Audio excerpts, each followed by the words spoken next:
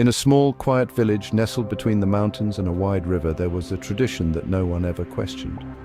No one crossed the river after midnight. This was the only rule that the villagers lived by, passed down through generations.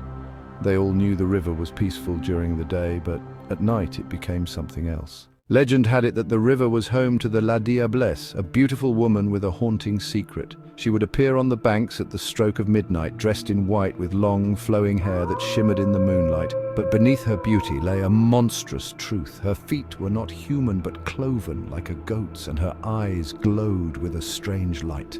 She would call out to travelers, luring them to cross the river, only to disappear into the water, dragging her victims with her. Caleb, a young man from the village, never believed the stories. He thought they were just old superstitions to scare children.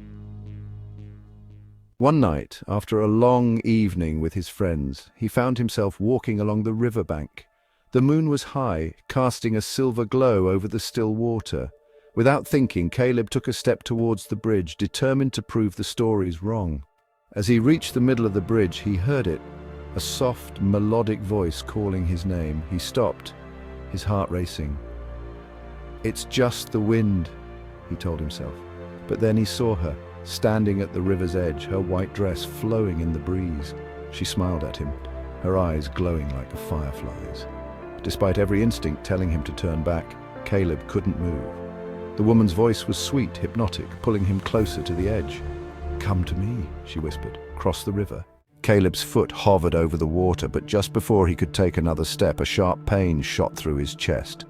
He looked down to see a small carved pendant that his grandmother had given him as a boy, a protection charm.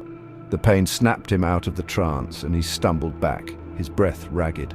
The woman's face twisted into a snarl, and with a blood-curdling scream, she disappeared into the river, the water swirling violently where she had stood. Caleb ran as fast as he could, not stopping until he reached the safety of his home. From that night on, Caleb never questioned the village's one rule again. The legend of La Diablesse was no longer just a story to him. It was a warning, one he would carry for the rest of his life.